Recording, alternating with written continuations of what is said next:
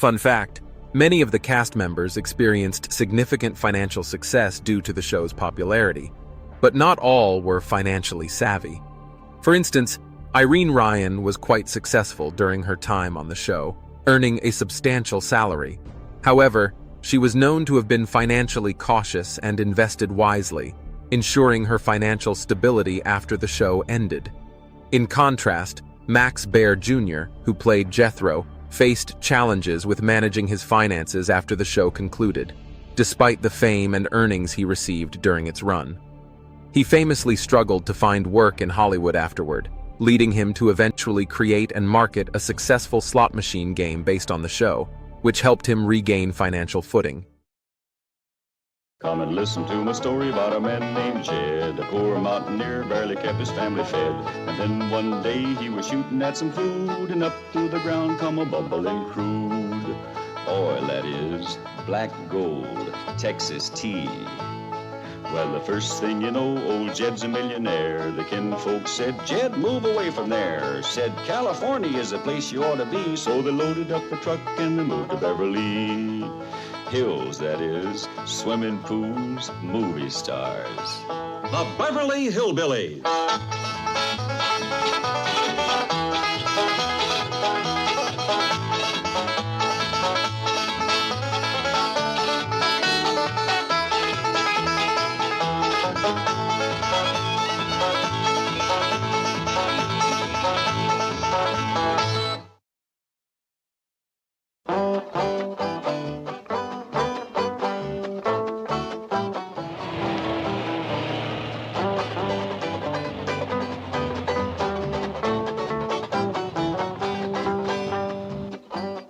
What you looking at? The express truck is here. Hot diggity dog, that means a package from home. I thought it would never come. I'll go help the fella unload it. Dad, package from home is here.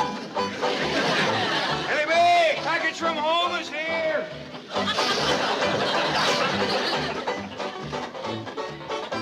Bill Skipper, package from home is here.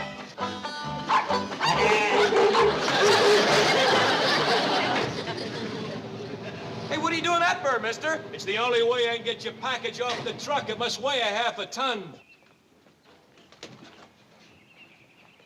Thought you was gonna have to man, Jethro. Yes, ma'am, Granny.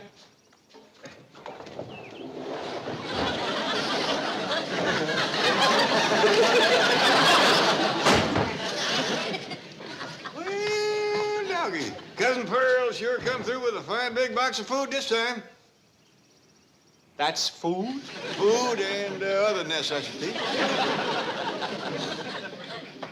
I don't know how we live without these packages from home, stuck out here in the middle of nowhere like this. Middle of nowhere. Lady, you're in Beverly Hills. You can buy anything here. You just walk into one of them hoity-toity stores in Beverly Hills and ask for possum livers and see how they look at you.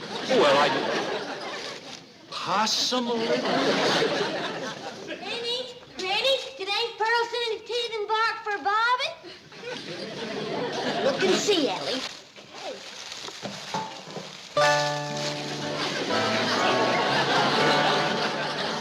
I'm not hanging around here to see what comes out of there next. Oh, would somebody sign this for me, please? I don't think the company would accept your signature. Okay, I'm going. I'm going. I hope you enjoy your cab package. Oh, boy, crawdads! You want to stay and have some crawdad tails and some possum liver? Rodney didn't hear you, Granny. He sure don't know what he's missing. That's a fact. Listen to them crawdads thrashing around in that creek water. Boy, Aunt Pearl sure did send some lively ones. There's 3 more pails of them in there. We sure got a dandy stock of crawdads now. You know, we ought to share some of these good things with our neighbors. Jethro, take this pail of crawdads over to the Drysdale. Yes, sir. Just a minute, Jethro. Now, Jed, I'm all for sharing with the Drysdales. But don't you think we ought to ask them to have a closed mouth as to where they got them? or we'll be trampled with crawdad-starved city folks. Word of caution wouldn't hurt. Yes, sir. Mr. Lucas, to see you, Chief. Hi, John. Milburn. Listen, Milburn. Listen. You are Jed Clampett's closest friend and confidant. Now, you've got to put me next to that financial wizard. Financial wizard? Jed Clampett? Well, yes. He gave Fleming Pendleton a tip on wheat futures last week, and Fleming has cleaned up. But that's ridiculous. Why, it is not. I was standing right here. Fleming said, what will I make if I buy 1,000,000 bushels of wheat? And Clampett said he'd make plenty of bread. Believe me, he did make $200,000. That was pure accident. He meant the kind of bread you eat. Now, Wilbur, we have been friends for a long time. We've always leveled with each other. Now, please, let me in on this Clampett crawdad stock. John, he meant the kind of crawdad you eat. Oh, not that Now, again. please believe me, there's no such a thing as crawdad stock. Well, there's certainly none on the market, I'll grant you that. And I've gone to every exchange, even over the counter. And I've tried the foreign boards. Milburn, what is crawdad?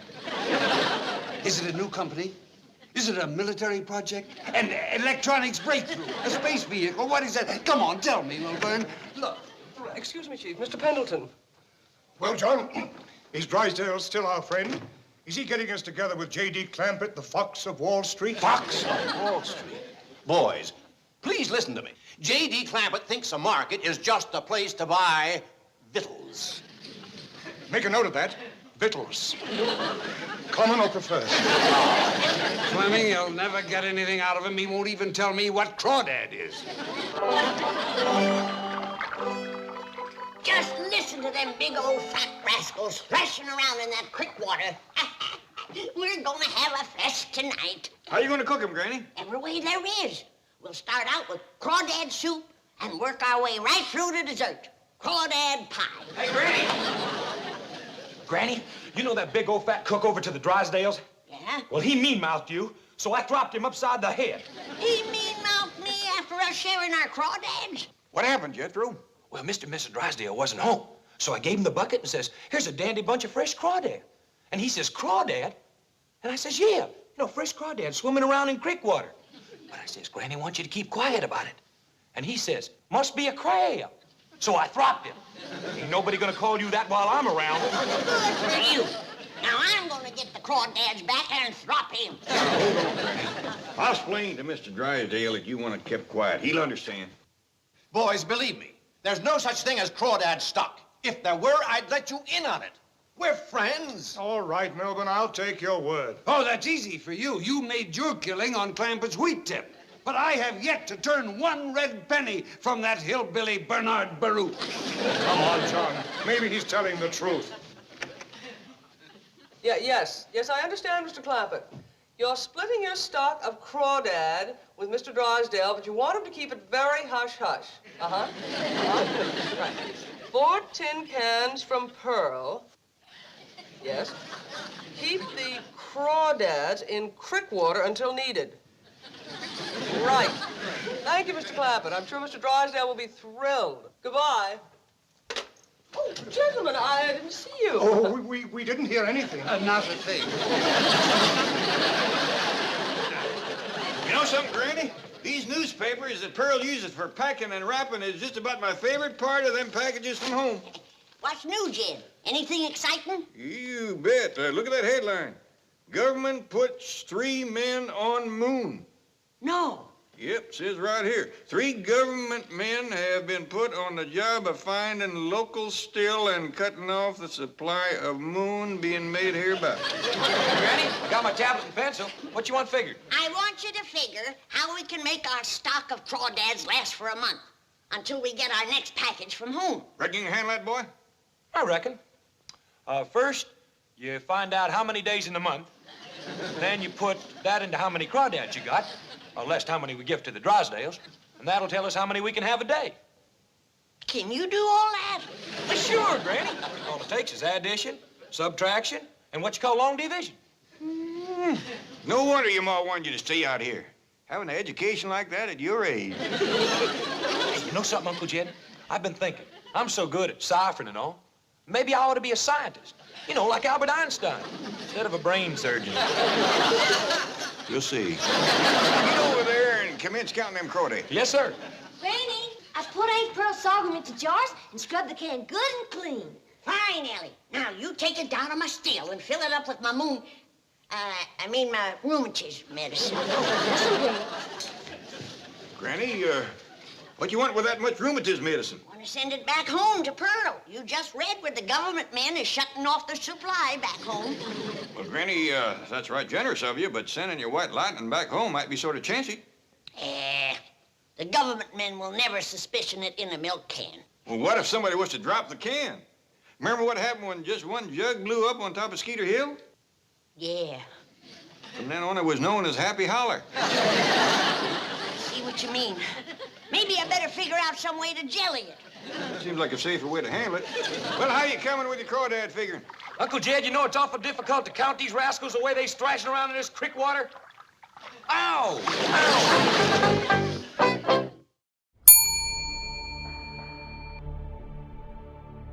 Question 1.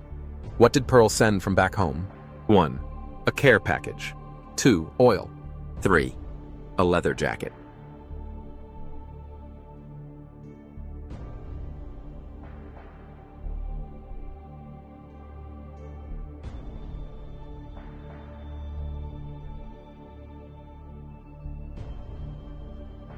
Question 1. What did Pearl send from back home? 1. A care package. 2. Oil. 3. A leather jacket. The answer, she sends a care package of hard-to-find items from back home, especially crawdads.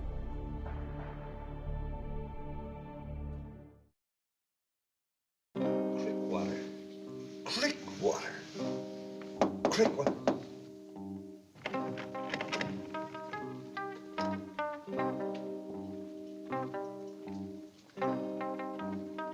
Who is it? Fleming.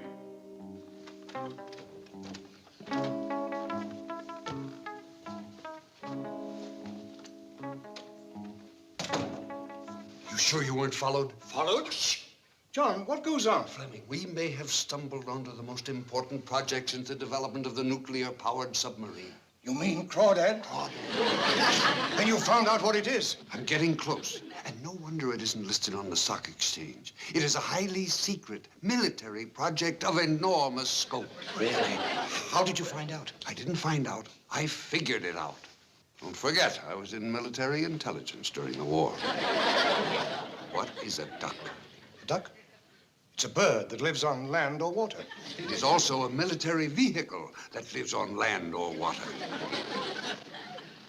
What is a hound dog? It's a hunting dog that tracks game. It is also a military missile that tracks its game. And that brings us to crawdad. Oh, there, you've got me. To be absolutely sure, I looked it up. It is a crayfish. Well, what is a crayfish? An armored amphibious crustacean capable of maneuvering on land, through the water, or under the water along the bottom. You mean that... Unless I miss my guess, Jed Clampett has developed and is manufacturing an amphibious machine of fantastic capabilities. That's crawdad.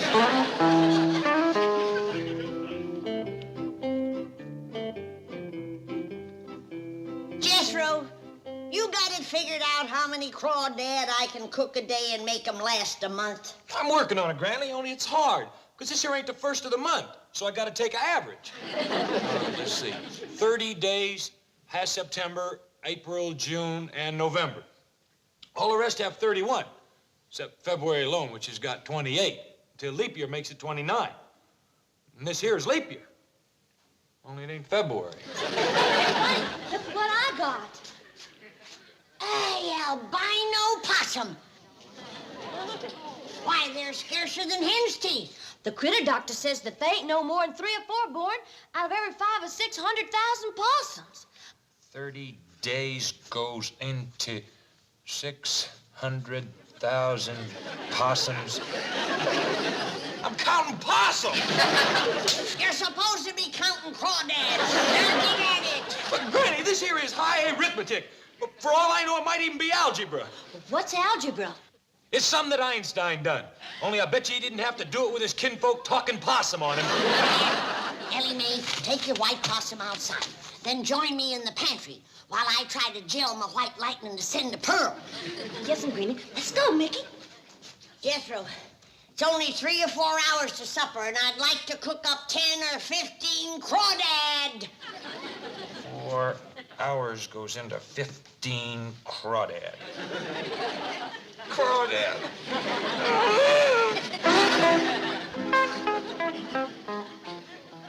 Does that mean anything to you? Just crawdad printed vertically. Well, to me, understanding military terminology, here is what it means. Classified reconnaissance and weapon-capable deep-sea amphibious dredge. Wow. And look at this. This is one of the things that Clampett mentioned to Jane Hathaway on the phone this morning. Does that mean anything to you? Nothing. Well, now, to me, it means that experiments are being conducted on the ocean floor off Hawaii under the protection of the United States Navy. 4 tin cans from Pearl? 4 destroyers from Pearl Harbor. John, this is big. Really big. And we're going to be in on the ground floor. Where does Clampett make these crawdads? Out here? Oh, no, not that wily old fox. He's got a plant hidden somewhere way back in the hills. A place called Crickwater. Crickwater? Remember? That's something else that Clampett told Miss Hathaway this morning. Keep the crawdads in Crickwater until needed. But where is it? I've never heard of it. No one has. Mark my words. Find Crickwater and you'll find crawdads. Well, there's no sign of a Crickwater anyplace. It's one of those secret towns like Oak Ridge or Los Alamos. But someday it'll be more famous than both of them put together. That'll be the express driver. Who? Oh, I've been doing some checking. A very large package was delivered to the Clampetts this morning. Who is it? Harry Ledge, Express Company. Mr. Lucas? Hey, what's the idea? What's going on? We just want to ask you some questions about a package you delivered this morning. Oh, I'm sorry. I can't give up that kind of information to anybody but my employer. What did you want to know, boss? Where did that package come from? Package come from? Oh, I remember them saying it came from home, back in the hills. Or did they say what was in it? Yeah, food. Food? Obviously a cover-up. A man worth $40 million doesn't need a food package from home. Did you hear the name Crawdad mentioned? Yes, sir, I did. How about Pearl? Yeah, I remember them saying something about that, too. Listen, you fellas want me to go back up there and get some more information? We think you could. Well, that happens to be my real line of work, private investigating.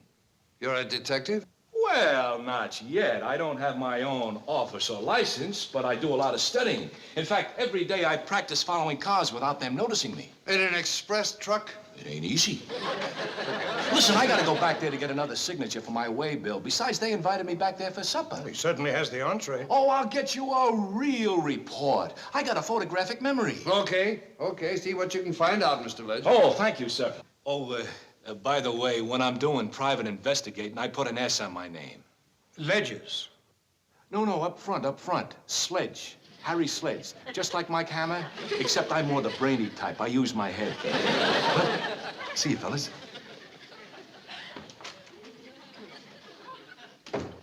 Brainy, that's the closet. I was just casing it. See you, fellas.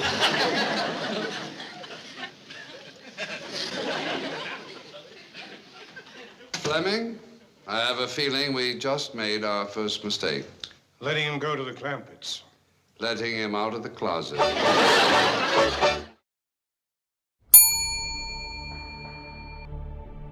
Question 2. What information are the bankers trying to get from Jed Clampett? 1. Medical tips. 2. Money-making tips. 3. Dance lessons.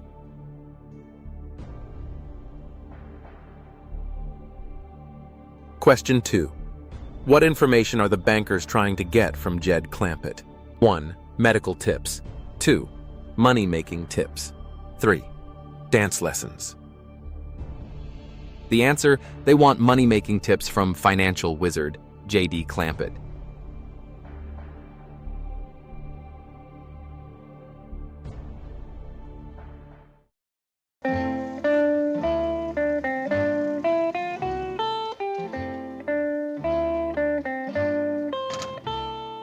Do you know any details of the altercation, Chief? No. According to my cook, Jethro took a poke at him for absolutely no reason. Doesn't sound like Jethro. He's such a sweet boy. Now, don't get emotional. We're here to ferret out the facts and place the blame squarely where it belongs, on my cook. What makes you so sure? Miss Hathaway, cooks I can get by the dozen. Depositors with $40 million are not so easy to come by.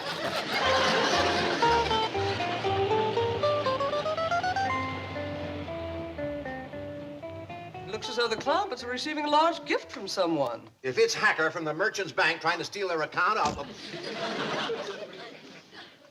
Hi. What is it, driver? What do you want? Do you have something for the Clampetts? Well, as Mike Hammer would say, who's asking?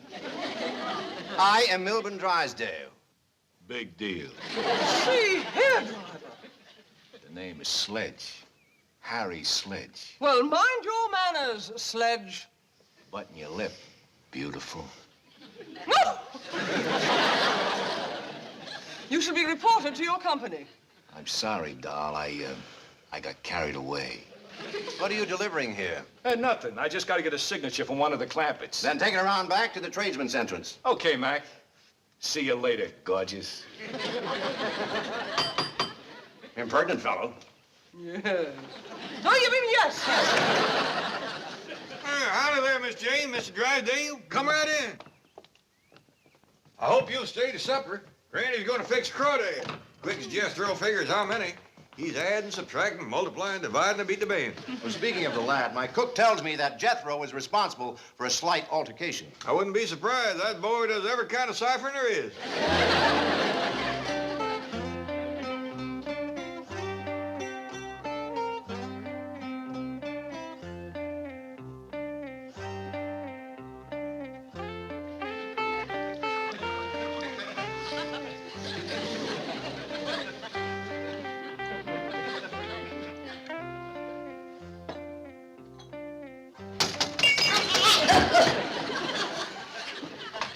Hi. Howdy. You pert near made me drop this. And if I had, it would have blown us all to kingdom come. What is that? White light. You government man? Oh, no. I'm from the express company. I brought your package from home, remember? Oh, yeah. My eyes kind of missed it up from the fumes. This is powerful stuff. What is it? Promise not to tell. It's my white lightning. I gotta figure out how to jelly it up to send it to Pearl. Jethro? Jethro, your Uncle Jed's calling you. Yeah, Granny. Have you figured out how many crawdads we can take out of that creek water every day? Not yet, Granny. But I'm getting there. Regular Einstein, that boy. Set a spell. I gotta get on with this experiment. The government's already put 3 men on the moon. They're liable to put more.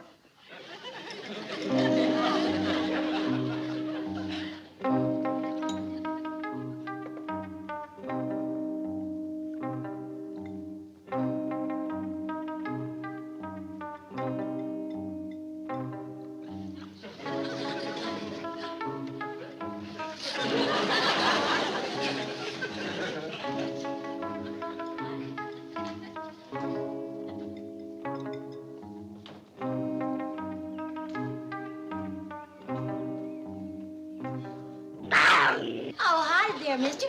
Don't be scared. He's just a kitten. A kitten? When I get done feeding him good, he'll be 4 times this big. Smoke. I'm just hoping that he don't gobble up little Mickey here. That's Mickey. Yeah, ain't he cute? I'll say he's cute. Well, see you, lady.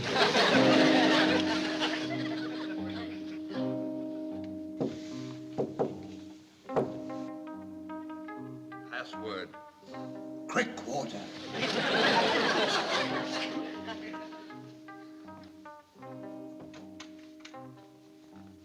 Sit down, Fleming. We're just finishing the debriefing. John, you're as white as a sheet. You will be, too, when you hear what I've heard. What is it? Fleming, that classified reconnaissance and weapon-capable deep-sea amphibious dredge is just one of the fantastic projects under development by the Clampett Combine. Clampett Combine? 4 scientific geniuses. Am I right, Sledge? Please, Ledge, after what I saw today, I'm going back to truck driving. What is it? What are they up to? The moon. What? Word of honor. And do you know who invented the rock fuel that put them there? Granny. That little old lady. Greatest chemist since Eve Curie. And the boy, he's a regular Einstein. Greater. He invented a new system of mathematics. Why, 2 and 2 come out 5 for him. But the wildest is what the girl is up to. Oh, she has uncovered secrets of genetics that are unbelievable. Tell him about the kitten she developed. This high. Great Scott. Now, tell him about the white mouse. This big. I don't want to hear anymore. We've opened a door that should have been left closed. I'm with you. Gentlemen, as good, loyal Americans, I think we should take an oath that the secrets of Jed Clampett's awesome experiments will never leave this room. I swear. Fellas, I'd just like to say one thing. It's a mighty good feeling to know that they're on our side.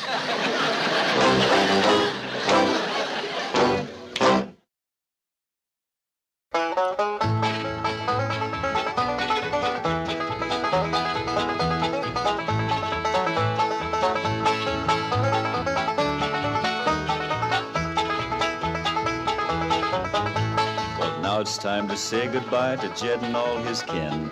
They would like to thank you folks for kindly dropping in. You're all invited back next week to this locality to have a heaping helping of their hospitality. Hillbilly, that is. Set a spell. Take your shoes off. Y'all come back now. Here?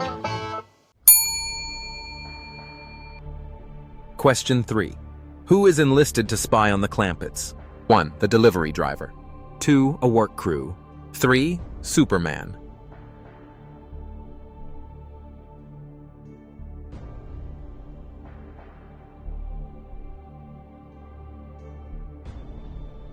Question 3. Who is enlisted to spy on the Clampetts? 1. The delivery driver. 2. A work crew. 3. Superman. The answer, seeking financial secrets, the bank investors hire the express delivery driver to spy on the Clampetts.